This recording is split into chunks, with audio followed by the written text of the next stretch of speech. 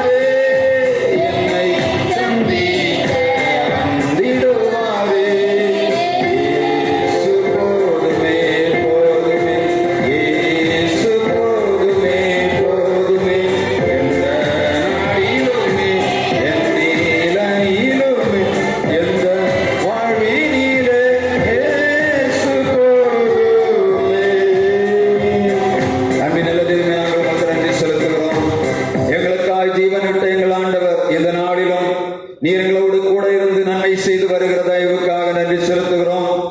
கொஞ்ச நேரம் உடைய வார்த்தை தியானிக்கும்படியாக உடைய திருப்பாதம் நாங்கள் அமர்ந்திருக்கிறோம். எங்களோடு பேசும் நீர் எங்களுக்கு தர வேண்டிய நல்ல செய்தியை எங்களுக்கு தரும்படியாக ஜெபிக்கிறோம். உங்களுடைய திருக்கரத்திலே எங்களை தருகிறோம். யார் யாரெல்லாம் இந்த வார்த்தைகளை ஒலிபெருக்கி வழியாக கேட்கிறார்களோ, யார் யாரெல்லாம் இவைகளை கர்த்தாவே ஊடகங்களின் வழியாக பார்க்கிறார்களோ, எங்கள் பிள்ளைகளுக்கு கர்த்தர் நன்மை செய்யும்படியாக ஜெபிக்கிறோம். உம்முடைய திருக்கரத்திலே தாழ்த்துகிறோம். இறைமைந்தன் இயேசு கிறிஸ்து நாமத்தில் ஜெபிக்கிறோம் எங்கள் ஜீவனுள்ள நல்ல பிதாவே, ஆமென். நம்ம அமரலாம்.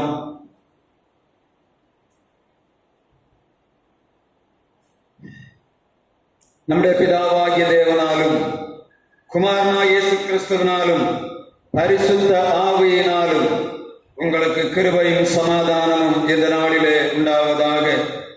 இன்றைக்கு நாம் அப்போஸ்தலர் 15ஆம் அதிகாரத்திலே ஒரு சில காரியங்களை தொடர்ந்து பார்க்கும்படியாக ஆண்டவர் இரக்கம் பாராட்டுவாராக. பெந்தேகோஸ்தே நாளிலிருந்து ஆண்டவர் தம்முடைய பிள்ளைகளாகிய சீடர்களை கொண்டு அந்த எருசலேமிலும் யூதேயாவிலும் சமாரியாவிலும் இந்த அந்தியோக்கியா, சீப்புரு தீவு, ஆசியா மைனர் இவைகளிலே செய்த பணிகளை நாம் தொடர்ந்து பார்த்து வருகிறோம். ஒவ்வொரு சீடர்களையும் ஆண்டவர் பயன்படுத்தின விதங்களையும் அவர்கள் மூலமாய் செய்யப்பட்ட திருவிடை பணிகளையும் நாம் பார்த்தோம். இந்த அப்போஸ்தலர் 15ஆம் அதிகாரம் 1ஆம் வசனம் சொல்கிறது. ஒரு வாசிக்கலாம். அப்போஸ்தலர் 1ஆம் அதிகாரம் 15ஆம் அதிகாரம் 1ஆம் வசனம். வந்து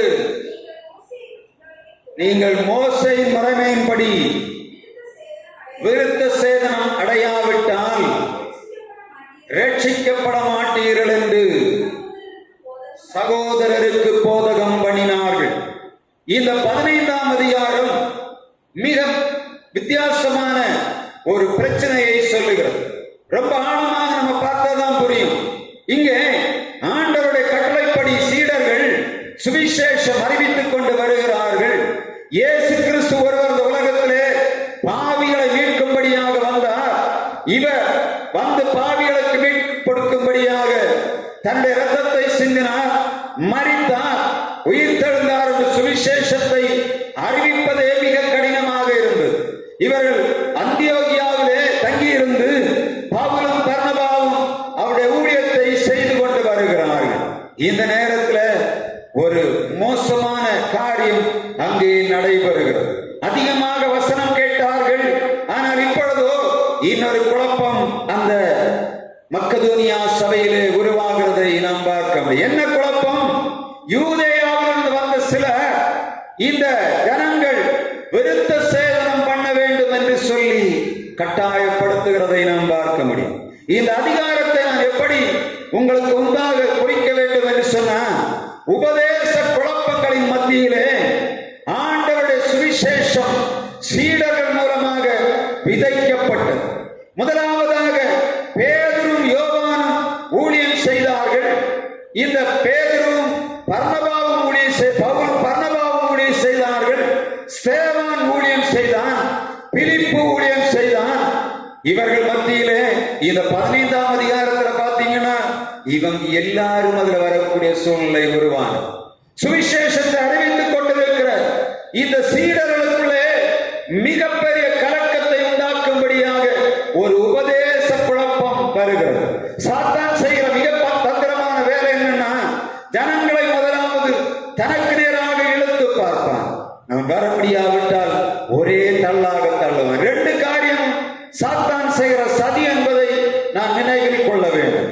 யூதர்கள், பரிசேயர், சதுசேயர்கள், அன்னா, காய்வா, பிரதான ஆசாரிகள் ஆண்டவருடைய சுவிசேஷம் அறிவிக்கப்படக்கூடாது என்பதிலே மிக தீவிரமாக அவர்கள் கிரியை செய்தார். இப்பொழுது பார்க்கிறார்கள், இயேசுடைய சுவிசேஷத்தை தடை பண்ண முடியாது என்று சொன்னால், இயேசுவின் சீடர்கள் அவருடைய சுவிசேஷத்திற்காக ஜீவனை கொடுப்பதற்கும் ஆயத்தமாகிவிட்டார்கள். தங்கள் ஜீவனை காட்டிலும் சுவிசேஷ பிரபல்யம் என்பது அவருடைய ரத்தத்திலே ஊறி போனபடியினாலே எங்கெங்கே உபத்திரவப்பட்டார்களோ அந்தந்த இடங்களிலெல்லாம் ஆண்டவருடைய சுவிசேஷத்தை மிக வல்லமையாக, மிக தைரியமாக, மிகுந்த அதிகாரத்தோடு செய்து கொண்டிருக்கிறதை நாம் பார்த்தபடியினாலே இனி இவர்களை தடை பண்ண முடியாது என்பதை தெரிந்து கொண்டார்கள். என்ன செய்கிறார்கள்? இன்னொரு விதத்திலே கிரியை செய்கிறார்கள். கிருபையினாலே இயேசு தன்னுடைய ஜீவனை கொடுத்து பாவிகளை மீட்டார் என்பதை பேதுரு பிரசங்கத்திலே நாம் பார்க்கிறோம்.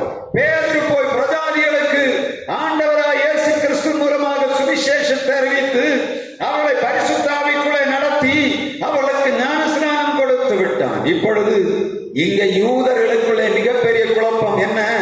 எப்படி ஆயினும் கொஞ்சம் போல எங்களுடைய கொள்கையை இந்த ஜனங்களுக்குள்ளே திணித்து விட வேண்டும். அப்படித்தானே? நன்றாக ஓடிக்கொண்டிருந்த ஒரு கார்ல கொண்டு போய் இன்னும் ஒரு எக்ஸ்ட்ரா ஸ்டெப்டி போட்டா எப்படி இருக்கும்? குழப்பம் வரும். அது நிறைய பெட்ரோல வாங்கும். இது அவனுக்கு தெரியும், பிசாசுக்கு தெரியும். ஓடிட்டு இருக்கிற அந்த வாகனத்தை தடை பண்ணுவதற்கு ஒரு தடைக்கல்லை போட்டு விட வேண்டும். எதுதான் என்னத்தை? நியாயப்பிரமாணமாகிய நியாயப்பிரமாணத்திலே மோசே சொன்ன விருத்த சேதனத்தை கையில எடுத்துக் கொண்டார்கள். எப்படி? யூதன் என்று சொன்ன எப்படி? அவன் விருத்த சேதனம் பெற்றவன். பிரஜாதிகள் யார்? விருத்த சேதனம் பெறாதவர்கள். எப்படி ஆயும் ஆண்டவருடைய சுவிசேஷத்தை திசை திருப்பிவிட வேண்டும் என்று யூதர்கள் செய்த மிகப்பெரிய தந்திரம் என்ன?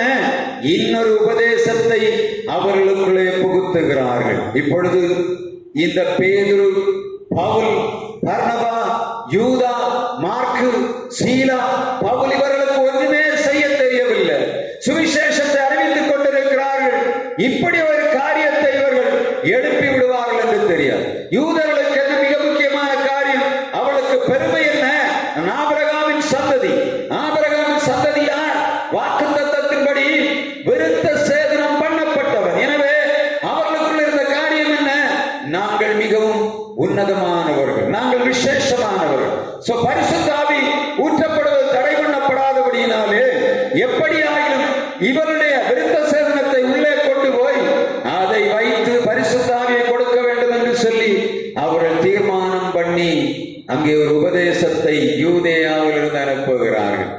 ஒரே வேதத்தை வைத்துதான் இன்றைக்கு உலகத்திலே அநேக காரியங்கள் நடந்து கொண்டிருக்கிறது. ஒரே வசனத்தை வைத்துதான் சாத்தானும் கிரியை செய்கிறான்.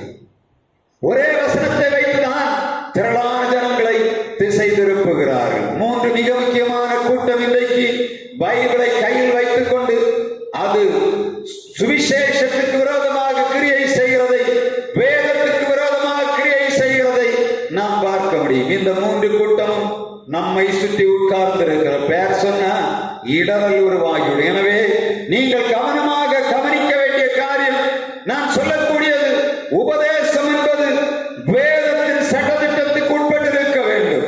ஆண்டவராய் இயேசு கிறிஸ்து பரிசுத்த ஆவியை அனுப்பி பிரஜாதிகளுக்குள்ளே சுவிசேஷத்தை விளங்க பண்ணினார். ஆனால் பாரம்பரிய கட்டுகள் திருச்சபைக்குள்ளே புகுகிறபடியினாலே அதுவா இதுவா என்று தெரியாதபடி ஜனங்கள் குழம்பி போகிறார்கள். வசனத்துல, வேதத்துல ஒரு வசனத்தை எடுத்து வைத்து ஒத்து வாக்கியங்களை எடுத்து பிரசங்கம் பண்ணி அதுதான் இது என்று சாதிக்கிற ஒரு கூட்டம் இருக்கிறது. நான் இந்த கூட்டங்களோடு தர்க்கம் பண்ண விட மிக தெளிவா பேசுகிறேன். இந்த இடத்துல அது பேச முடியாது. ஏன்னா சுற்றி இருக்கிறாள் நம்ம அடிச்சு போடுவாங்க. நான் வெளியே போகணும்னு எனக்கு கல்லறிவு, அதனால நான் சொல்லவில்லை. நீங்க ஒரு நாள் அந்த மைக்கில் இல்லாத கேட்டீங்கன்னா உங்களுக்கு நான் சொல்லிக் கொடுப்பேன். இங்கே சுவிசேஷங்கள் ஒரே வேதத்தை வைத்து விதவிதமான கொள்கைகளை கொண்டு வந்து அவள் சொல்லுகிறார்கள், இந்த வேதத்துல இப்படி போனாதான் இது இருக்கு. ஒரு கூட்டம் சொல்லுகிற நரகம் இல்லை, இன்னொரு கூட்டம் சொல்லுகிற எல்லாம் இங்கதான் இருக்கு. ஒரு கூட்டம் சொல்லுற எது எங்க போனா எங்களுக்கு என்ன, ராம ஆண்டா என்ன, ராவண ஆண்டா என்ன, எங்களுக்கு ஒரு கவலை இல்லை, வரணும் கையை தொட்டி ஆடணும் பாடணும் அங்கலாய்க்கணும், வந்தது போல திரும்ப வெளியே போய் திரும்ப பழைய கிரியை செய்தால் ஆண்டவர் எங்களை மன்னிப்பார் என்று சொல்லக்கூடிய இன்னொரு கூட்டம் இந்த கிருபையின் காலத்திலே இறங்கியது. அவங்க செய்யற காரியம் என்னன்னா, சினிமா பாட்டை கொட்டகையில பாடுறாங்க, அதே டியூன் போட்டு இந்த ஜனங்கள் சொல்லுறான், பாட்டு ரொம்ப பிரபலமா இருக்கு, இதை ஏற்றி விடுகிறோம். அப்ப ஜனங்களுக்குள்ள என்ன போகுதான், சுவிசேஷம் எளிதாக போகிறதா. எப்படி இருக்கும்? ஆண்டவர் சொல்லுறாரு, பேரியாளுக்கும் தேவனுடைய சபைக்கும் என்னத்த இல்லை, சம்பந்தம் இல்லை, இருளுக்கும் ஒளிக்கும் இசை இல்லை. பேரியாண்ட ஆண்டவருடைய பிள்ளைகளுக்கும் பேரியாளின் மக்களுக்கும் இசை இல்லை என்று வேதம் தெளிவாக சொல்லுகிறார். சொல்லுகிறாங்க, இதே வேதத்தை வச்சுதான் சொல்றார். ஆண்டவர் பாவங்களை மன்னிக்கிறவர், எனவே கிருபையில நம்ம நின்றா போதும், நம்ம என்ன தவறு செய்தாலும் ஆண்டவர் மன்னித்து விட்டார். இயேசுவின் ரத்தத்தால கழுவப்பட்டபடியினாலே மன்னித்து விட்டார்கள் என்று வேதம் சொல்லுகிறார். அங்கதான் பவுல் அப்போஸ்தலர் சொல்லுகிறார், நீங்கள் மீட்கப்படும் நாளுக்கென்று முத்திரையாக பெற்ற பரிசுத்த ஆவியை துக்கப்படுத்தாதிருங்கள். உங்களுக்கு ஆண்டவர் பரிசுத்த ஆவியை எதற்காக கொடுக்கிறார்? மீட்கப்படும் நாள் என்று வந்து வரப்போகிறோம். அந்த நாளிலே நம் ஆண்டவருக்கு முன்பாக நிற்க வேண்டும் என்று சொன்னார். மீட்கப்படும் நாளுக்கென்று முத்திரையாக ஆண்டவர் நமக்கு தந்திருக்கிற பரிசுத்த ஆவியை துக்கப்படுத்த கூடாது என்று வேதம் சொல்ல. வேதத்துல பரிசுத்த ஆவியை துக்கப்படுத்துகிற நிறைய காரியங்களை நாம் பார்க்க முடியும், அவைகளை சொல்லுவதற்கு நேரம் இல்லை. இங்கே உபதேச குழப்பம் வந்தபடியினாலே இந்த சபையானது கூடுகிறது. கூடி எருசலேமிலே இவர் அந்தியோகியாவில் எருசலேமுக்கு ஆட்களை அனுப்புகிறார்கள்.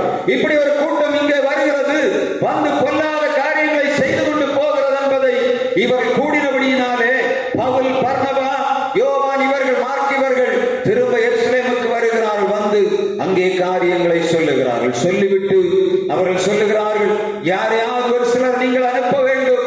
எனவே இந்த நேரம் அந்தியோகியா சபைகள், இந்த வழியில நம்ம விதைத்து போன சபைகள் எல்லாம் உபதேசத்துக்குள்ளே போவதற்கு முன்பாக நாம் எல்லாரும் சேர்ந்து கிரியை செய்ய வேண்டும் என்று சொல்லி அவர்கள் அந்த இடத்திலே வந்து சொல்லுகிறார். இப்போது 15ஆம் அதிகாரம் 2ஆம் வசனத்தில் வருகிறார்கள்.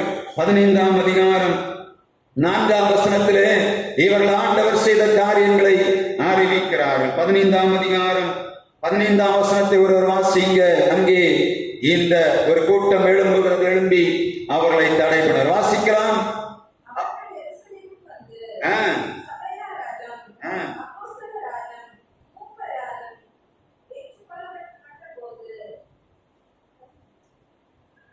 பதினைந்து